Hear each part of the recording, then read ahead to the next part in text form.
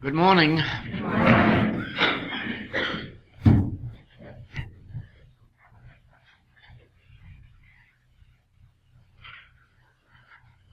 If you will notice, in what we call the atheist countries today,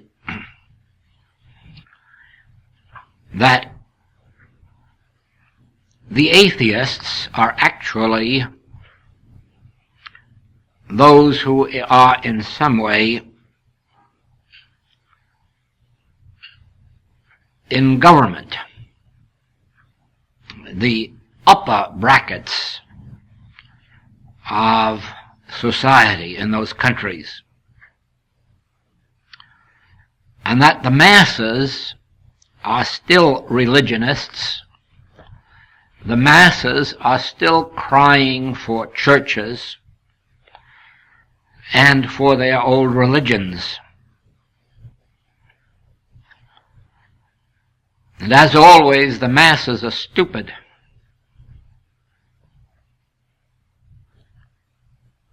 The atheists aren't smart in being atheists, but they are smart in having come to the conclusion that there is no such God as religion teaches.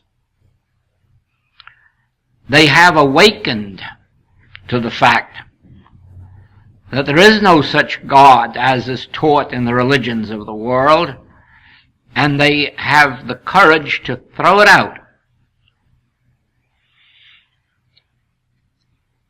If they actually believe there is no God, of course, they're more than stupid. But I doubt very much that there is an atheist on earth who believes there is no God. I'm convinced that they have only awakened to the fact that there is no such God as has been preached to them. And indeed there isn't. When we come to a place in our spiritual development, when we realize how impossible it must be for there to be such a God, or when we acknowledge that the God of the last 4,000 years, or the gods that have been worshipped in the last 4,000 years, Hebrew gods, Christian gods, Buddhist gods, just are not answering the prayers of people, are not wiping out wars on earth or bringing peace on earth. Whatever of longevity is being demonstrated today, and in this last half-century, human life expectancy has gone from 40-some years of age to beyond 70. But by increased knowledge in materia medica, in different forms,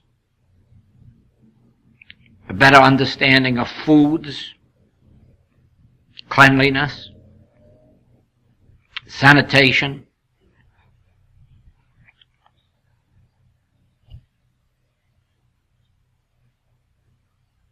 to each one of us there comes a difficult moment.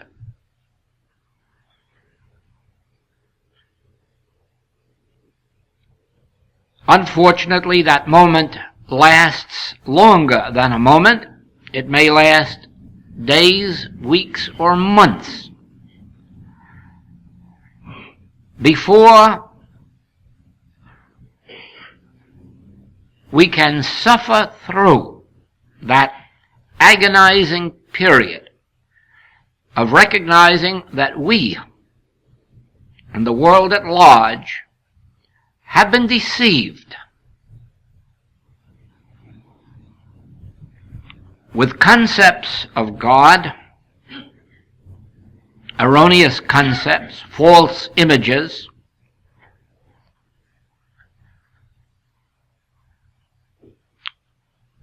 to the extent that at least one half of the ministers of a large denomination are willing to admit that a new image of God must be presented to the people. Why?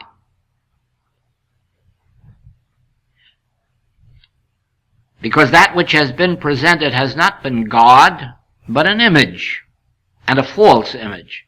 As false as the golden calf of the Hebrews of old. And as the golden calf had no capacity to answer the prayers of the Hebrew, so the gods of these last 4,000 years have had no power, because they were as false as the golden calf. It isn't easy, after you have been steeped in centuries of worship and adoration of a false image, to come to a place in consciousness when you can acknowledge it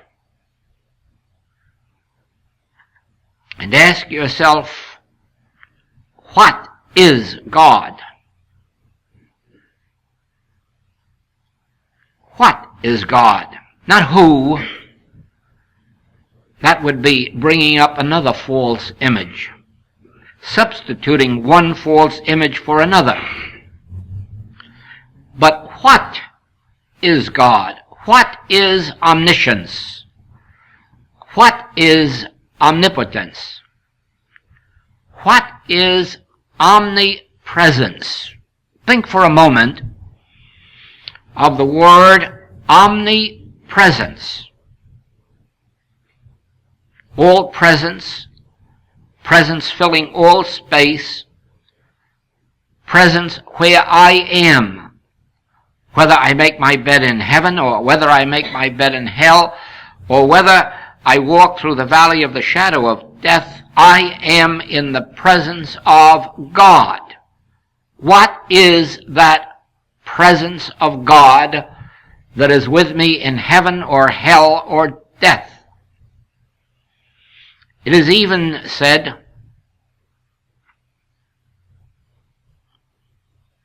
not even death, life nor death, can separate me from the love of God. What is this omnipresence, which is at the same time all power and all wisdom? What is it?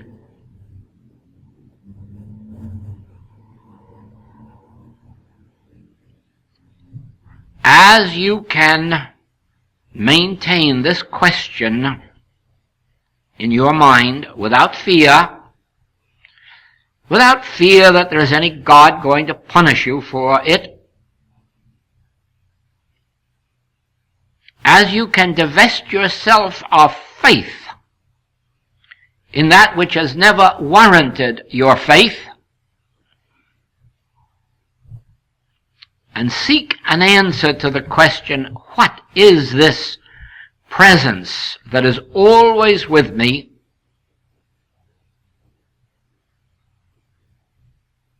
whose pleasure it is to give me the kingdom,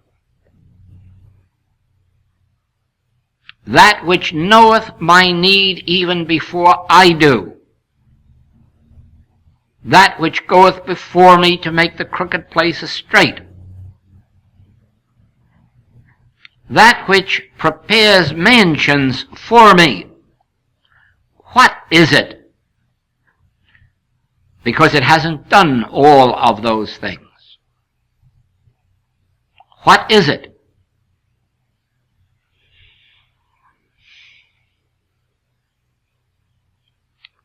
It hasn't, because we haven't understood the nature of it, what it is, how it functions, and the nature of the prayer that unites us with it.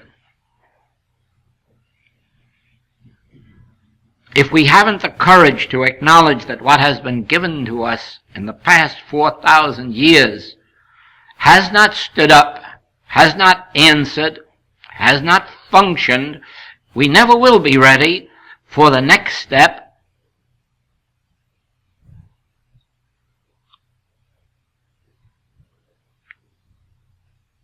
We must empty out the vessel of our false beliefs and faiths and images in order that we may be refilled with truth.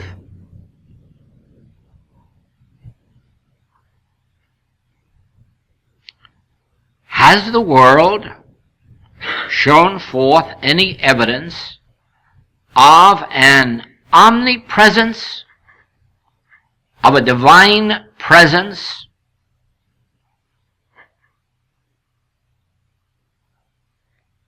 an infinite power of good, an infinite power of eternal life, health, wholeness, harmony, peace, abundance? No, not individually and not collectively.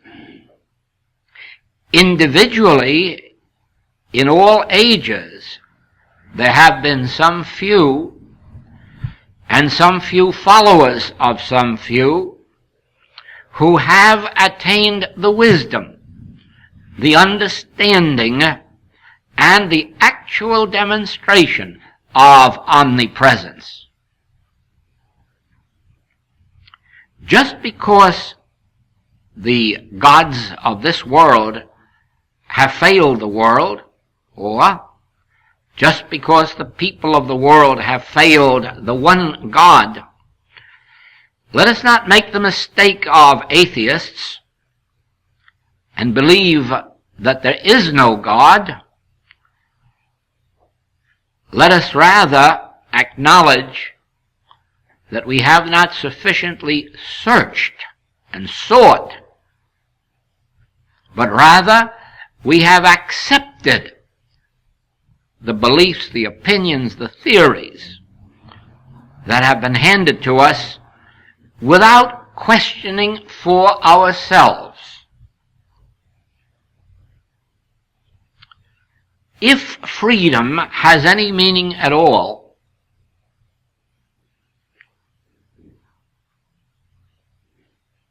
the most vital meaning must be the freedom to think, the freedom to seek, to search, the freedom to question,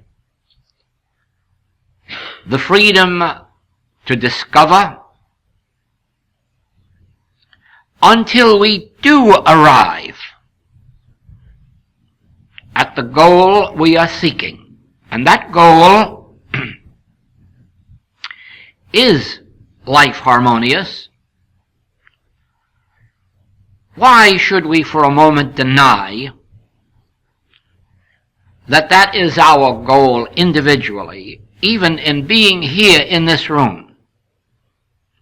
Why should we deny for a single moment? Why not be truthful and acknowledge to ourselves and to each other that we are here but for one purpose, and that is seeking life eternal, seeking that which will bring peace on earth to all men throughout all time, seeking that which will ensure freedom, so that freedom never again can be at the mercy of man whose breath is in his nostril.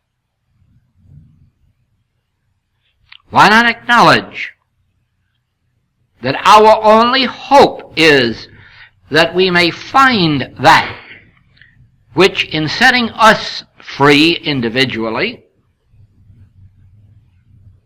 will prove to be that which ultimately will embrace the entire world and set the world free? Because if someone doesn't find the secret of freedom, how can freedom be given to all? Has it not always been this way, that one individual discovered some truth, and then through that individual the world became aware of it, whether it was a spiritual truth or one of invention, science, discovery? Always it has been one individual to make the discovery, and then rapidly for that discovery to benefit all mankind. So it is that it should be the function of every individual who has been turned by the grace of God to the spiritual path to seek and to search until he arrives. Because if only one of us accomplishes this, it will set the entire world free. Just as the Wright brothers freed us from the limitations of the earth,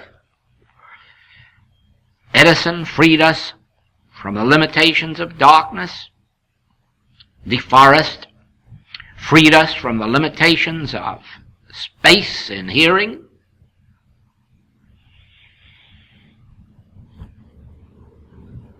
those who discovered the instruments of navigation certainly have freed us from the limitations of confinement. So, one individual discovering the secret of omnipresence, for this is the word, omnipresence. What is it that is present where I am, that I cannot see, hear, taste, touch, and smell, because throughout all time no one has ever seen it, heard it, tasted it, touched it, or smelled it? Otherwise it would have been discovered before now.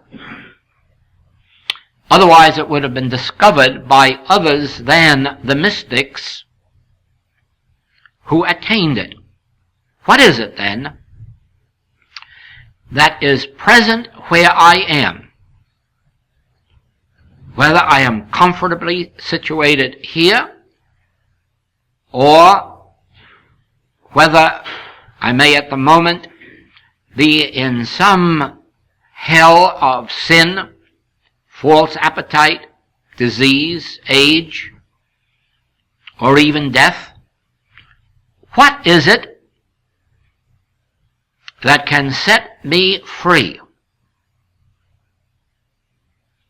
And in setting me free, release all mankind from slavery, from bondage to the five physical senses, from bondage to the limitations of the human mind.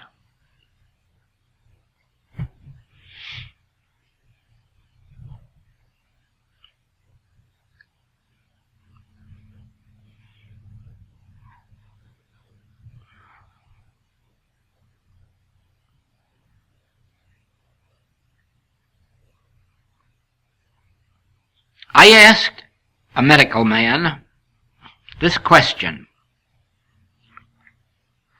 what makes it possible for us to stand erect? What makes it possible for us to stand on our feet? And his answer was, our muscles.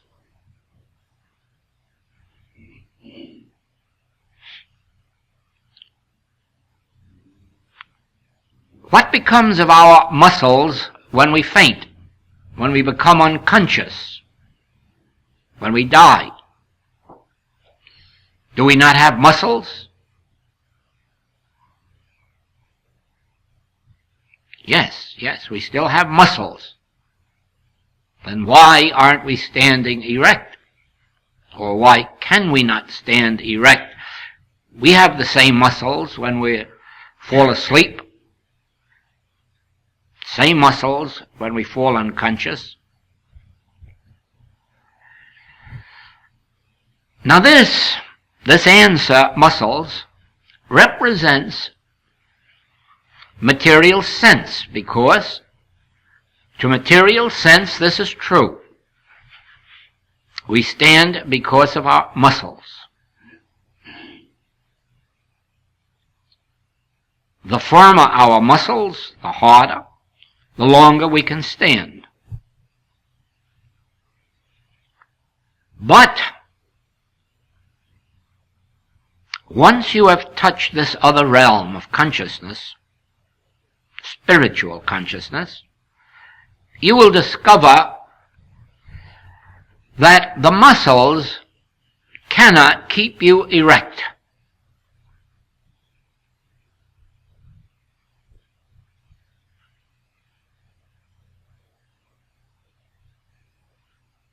So that you won't have to search as many years for the answer as I did, I'll give you the answer. The answer is the word consciousness. Consciousness enables you to stand erect using the muscles as instruments. There is nothing in the throat or mouth that can speak. You may have all that is therein and not have speech, because the muscles of the mouth and throat and lips cannot speak. Consciousness, using these instruments,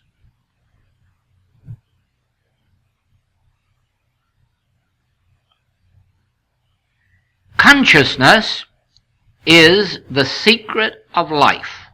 Consciousness is the secret word. Consciousness is the ultimate. Consciousness is the absolute.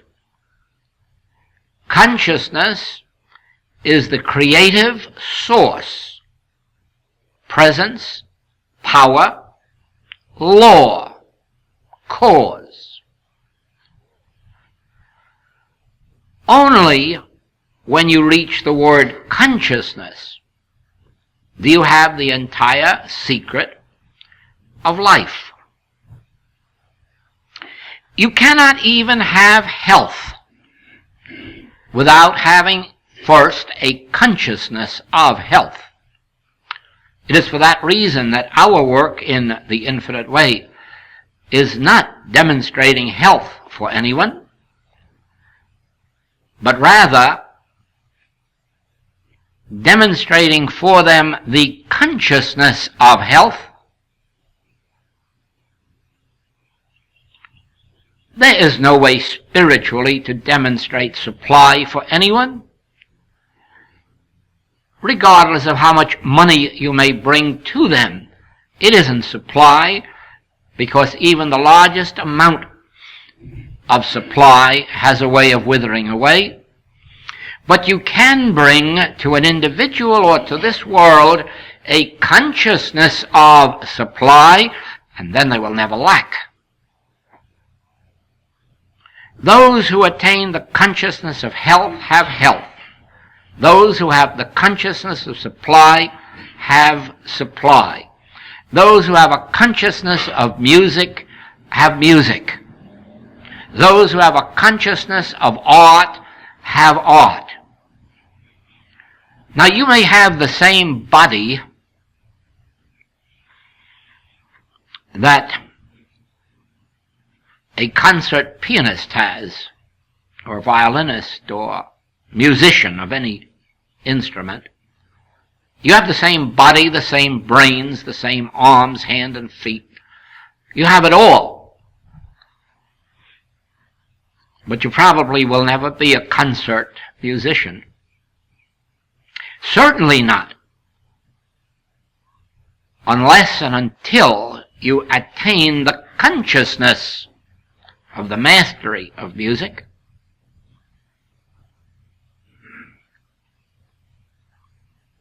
Anyone can learn to drive an automobile,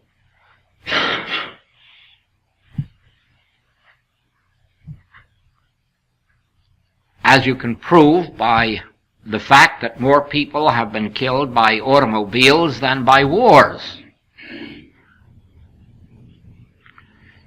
But learning how to drive an automobile does not make you an automobile driver, and those accident figures prove it. Not everyone that can change gears and put their foot on the gas pedal and stop a car and park it is a driver. A driver is one who has a consciousness which governs the mind, thought, reflexes of the body. Without that consciousness, you have the potentialities of what happens on our roads. Business, just count the bankruptcies in every year, and you'll know how easy it is to go in business and how difficult to remain in business. Because it takes more than a sum of money. It takes consciousness. Now, the highest form, the basic consciousness, is the spirit. That which gives to us our wisdom, guidance, intuition, direction, that which even gives to us the reflex actions of the muscles.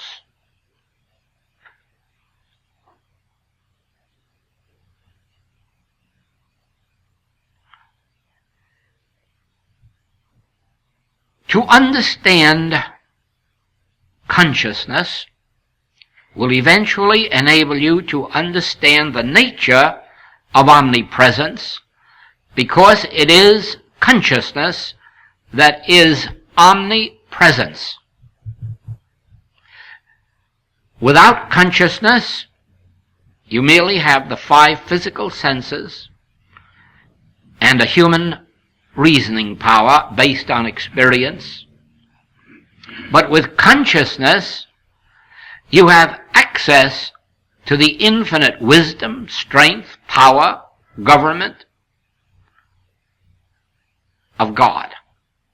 The infinite, the eternal, the immortal.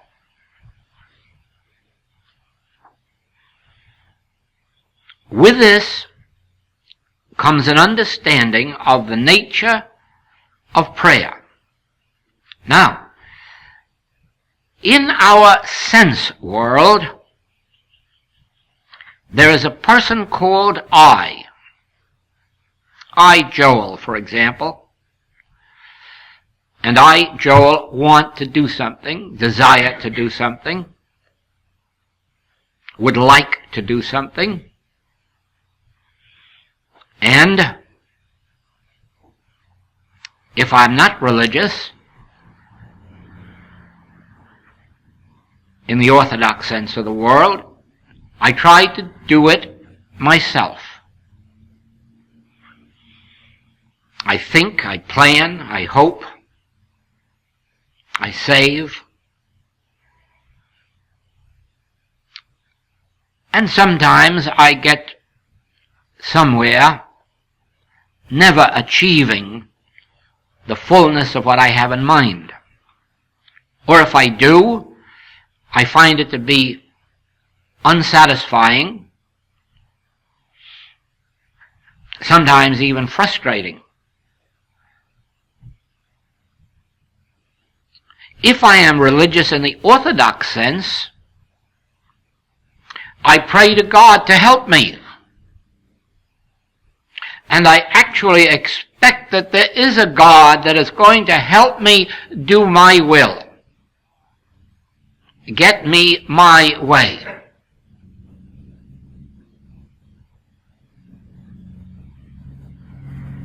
Of course, I am not considering, up to this moment, whether what I'm desiring or wanting is for my ultimate good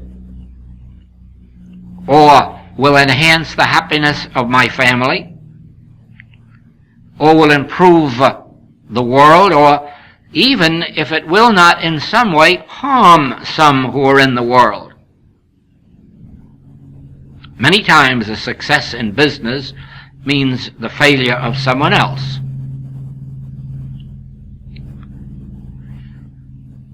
Heedlessly, I pray to this false image of God to prosper me in my way.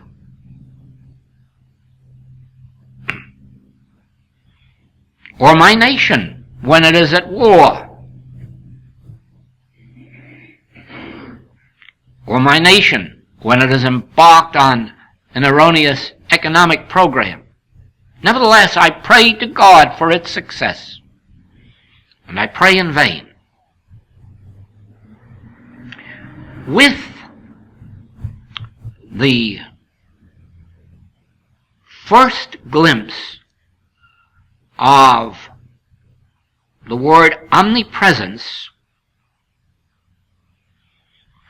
there dawns in thought this: whatever this omnipresence is, it formed this universe.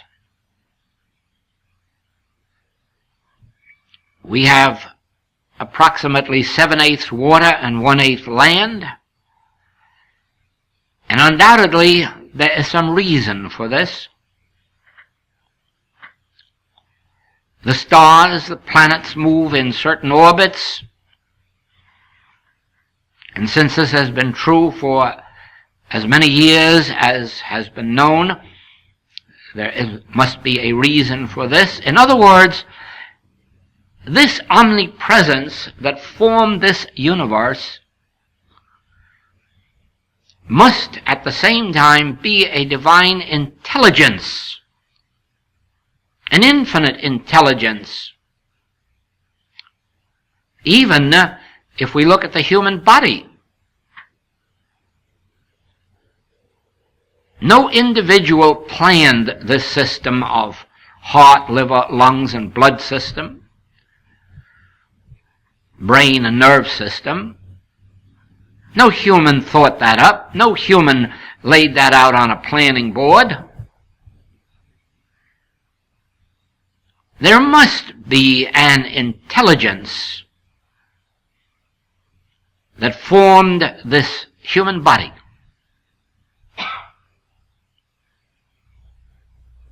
The human or natural laws of like begetting like, apples from apple trees, cotton from cotton plants, fish from fish, birds from birds, animals from animals, humans from humans, whites from white, black from black, and if you combine them, a combination of white and black. This is law. But man never made this law. Therefore, that which is omnipresence and is the creative power and law and substance and intelligence, this is omnipresence. And so we may say it has a plan. Prayer, which in material sense is seeking to have God help us in our way and perform our will, now becomes not my will be done, but thine.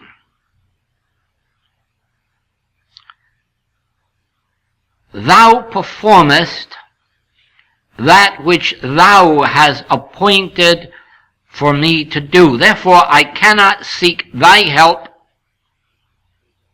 for my way, but I can seek thy help to establish thy way in me, through me. This is the prayer of attunement, the prayer of at-one-ment, the prayer of union with God. You see, you cannot pray to become at one with God, because I and my Father are one. This was the divine plan in the beginning, and that oneness is already established. But, again, the word consciousness.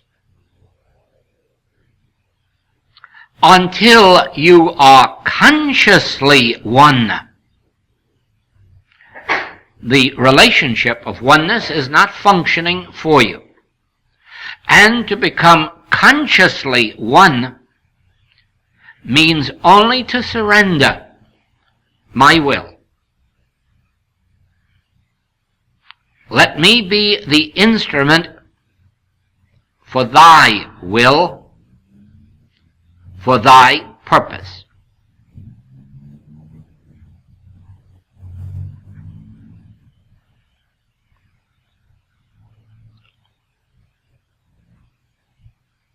Probably because the sun, moon, and stars can't think. They are always under the government of God. But we think our way into a sense of separation. Get the word sense. We never become separated from God in life or in death. We never become separated from God in purity or in sin. We never become separated from God in wisdom or in ignorance. But through taking thought, we have built a sense of separation from God, which acts the same as if it were an actual separation.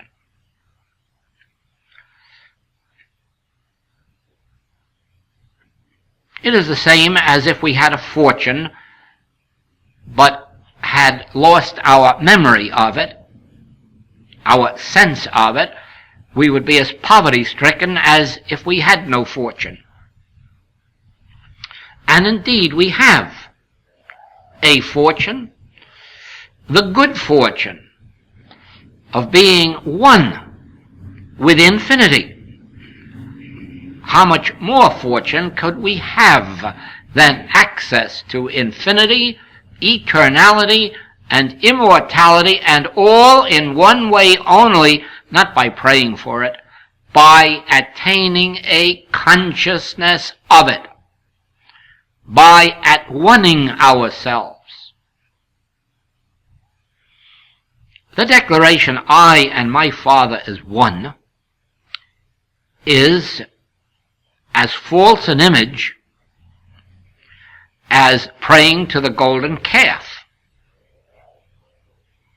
Unless in the declaration that I and the Father are one, I am willing to acknowledge that the Father is greater than I. Never forget that. I and the Father are one, but the Father is greater than I. Therefore, as this I, Joel, can release himself of desires,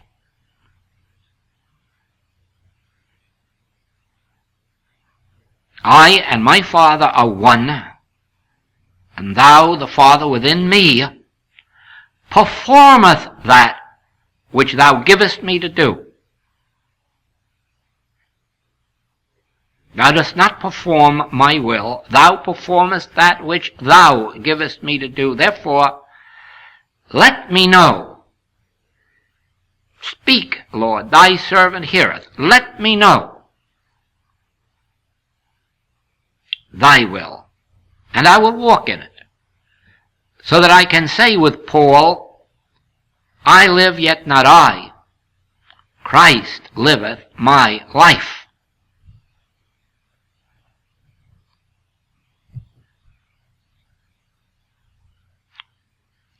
Omnipresence is as available on the highways, on the battlefields, on the seas, in the air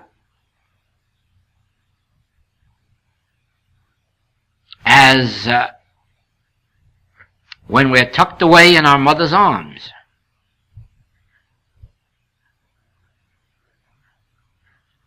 But you see the word consciousness?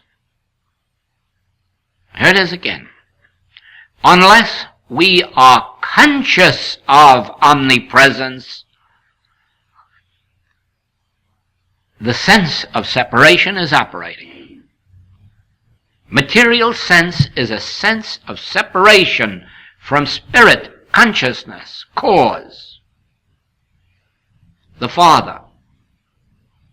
Spiritual awareness is living, moving, and having our being, praying without ceasing in the consciousness of I and the Father are one here where I am, and thy will be done in me and through me.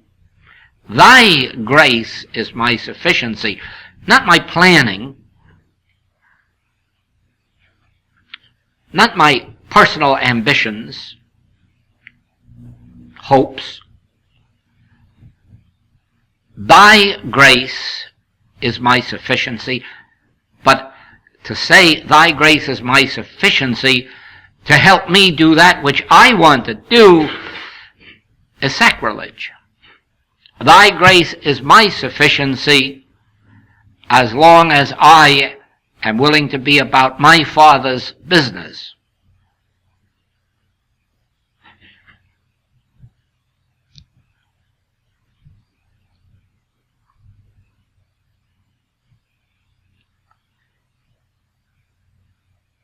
Freedom really has its origin then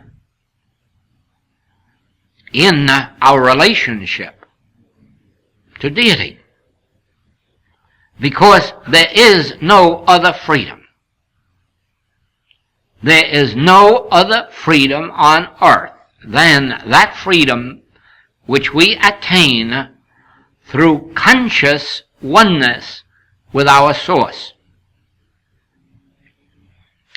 It is true, doctors can make us well, and then we can get diseased again.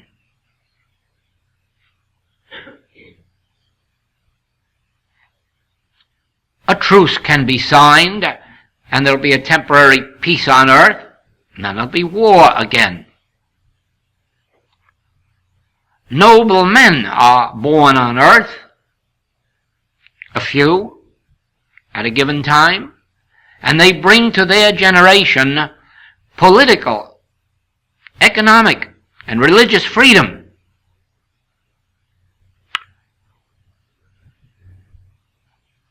May I tell you that 23 civilizations have come and gone, some of them far more advanced than this present one.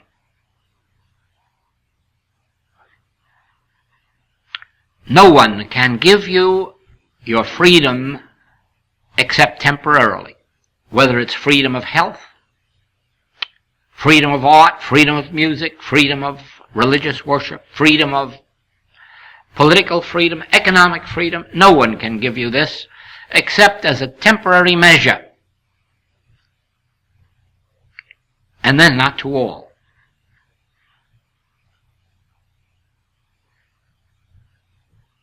Remember how many centuries it's been since the Chinese have known freedom, since the Russians have known freedom, since the Poles have known freedom. Think. And then you will know that it hasn't been given to all men to know the freedom that we have had in the United States, or the freedom that has been known in Canada or England. Not all nations have known these freedoms. Not all of these nations have known noble men who at the same time became powerful men. But you have witnessed, and you are witnessing today, that man cannot give you these freedoms. Not even when they bring into being such noble enterprises as the United Nations. these two must fail. Have failed. Freedom comes through consciously establishing our oneness with our source and giving over our lives to this infinite source. In, for instance, that very passage, He performeth that which is appointed me to do. In other words, He performeth that. The Spirit within me, the omnipresent consciousness, performeth that which it has planned for me, has decreed for me. For there is a spiritual plan behind this universe, and that spiritual plan embraces our freedom. Just remember that if one of us attains it, we have attained it for the entire world.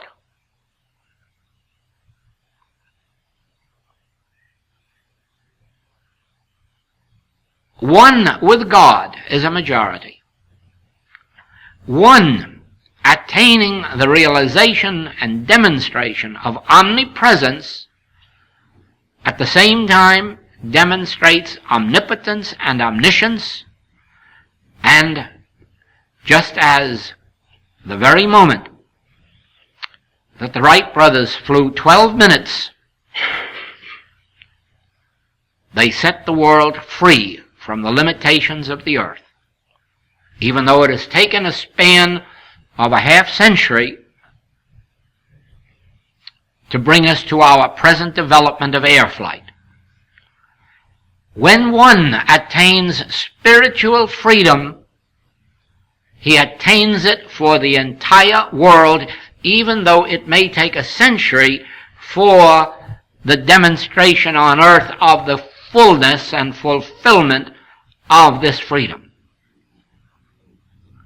This freedom will come with the understanding of God as consciousness, consciousness as omnipresence, and that this consciousness is the consciousness of individual man. Never believe that the freedom will come while you believe that God is in heaven, or in a holy mountain, or in a holy temple, or in a holy man. Never believe that freedom will come while you believe that God is anywhere except omnipresence as the consciousness of individual man.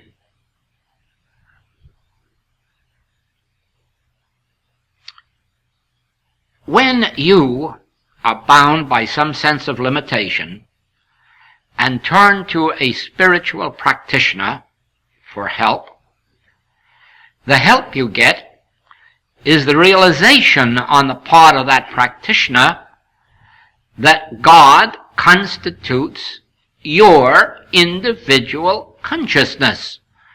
And this sets you free from the universal belief that you are a man whose breath is in his nostril.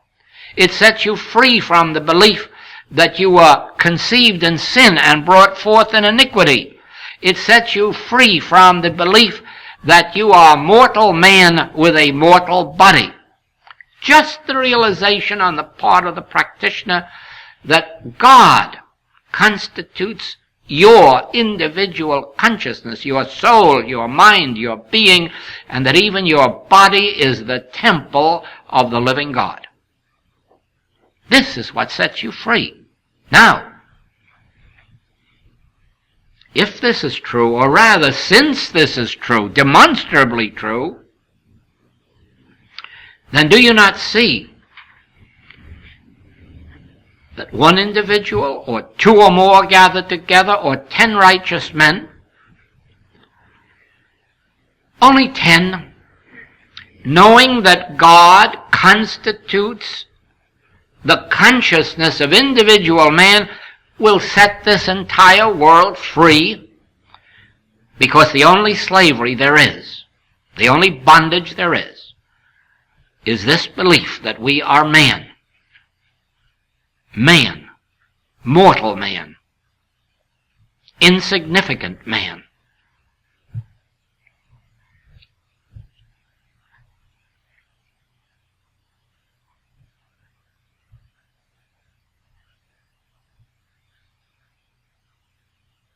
One of the nation's great anthropologists and scientists has written in an article in Harper's Magazine, March 1964,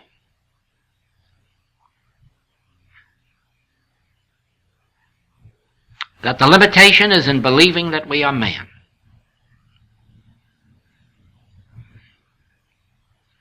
Freedom comes when you realize your true identity. I and the Father are one. And in my conscious understanding of that oneness, I am free. Free from the dominion of man, free from the dominion of sin, sinful appetites, free from the sin of limitation, because in my conscious oneness with God, I hear, Son, thou art ever with me, and all that I have is thine. All that I have. I with which I am one, is infinity.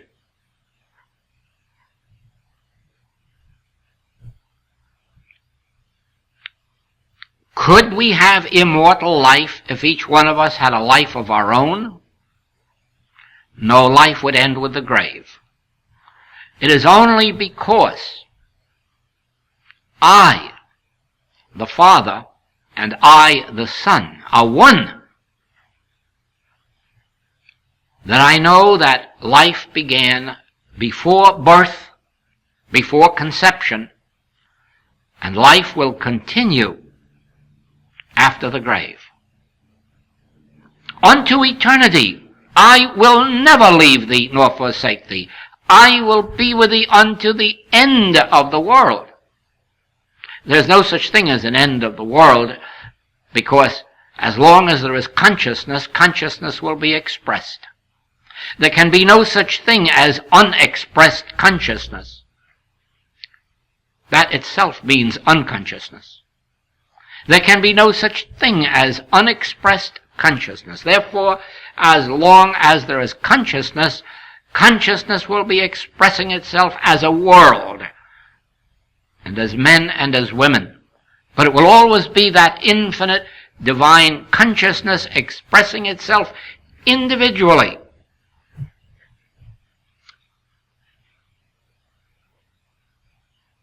We are dealing with two worlds. The world we live in when we live in the world of material sense. The world we live in when we rise above taking thought into the atmosphere of consciousness and live by receiving, attuning, by impartation from the infinite to the individual. Then we are living our spiritual life, and neither life nor death can separate us from it.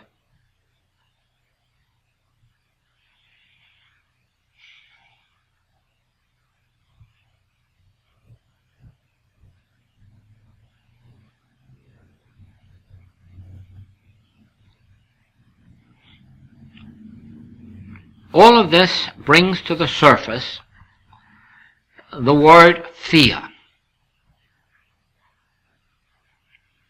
All who live in material sense know fear.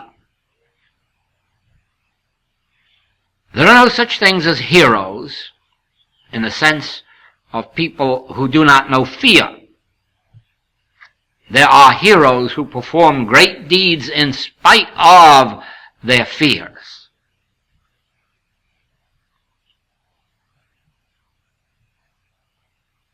Fear is the most natural. Well, after the thought of self-preservation, I suppose that fear really is the foundation of that law of self-preservation. Fear is undoubtedly the major factor in the life that is lived in the five senses. We fear death. We fear accident. We fear war. We fear poverty. We fear sickness. We fear the results of sin. We certainly fear that calendar that's marking off the years. Fear. And freedom from fear can only come through the prayer of recognition, of oneness. As long as I and my Father are one, and as long as I am living in a receptivity, I have nothing to fear. Regardless of what human situation or condition may arise as a temporary experience, I still have no fear because I am living in this omnipresence, knowing that since I have no will of my own, I have no doubt that infinity can perform its will.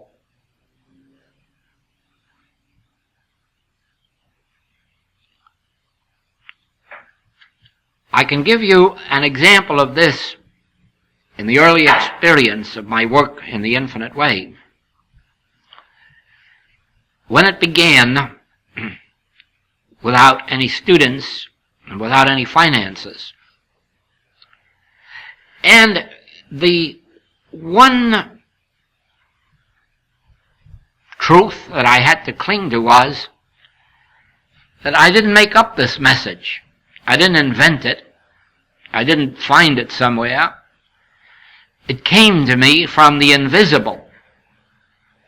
And therefore, it must be the function of the invisible to perform whatever was needful.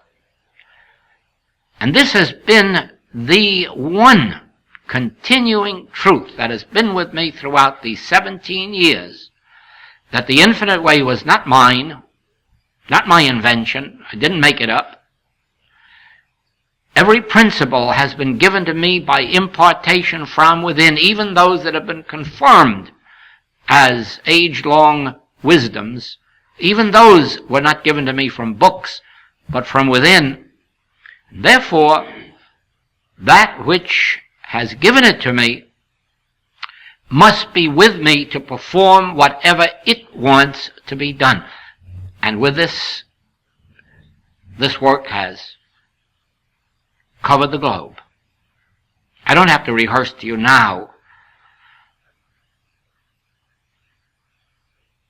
the worldwide activity and receptivity to this message, because you know it. But I can say to you that that which is responsible for this worldwide demonstration is the realization that the message came from the invisible. A gift of God, if you will, not to me. God can't have any one individual that it so favors. Its intent is for human consciousness, through me, if you will. Not for me, through me. But it must perform all that is necessary on the human plane, whether it is financing, whether it is publishers, whether it is translators, editors, whatever it may be. Even the discovery of the tape recorder as an instrument for its worldwide work. Thank you.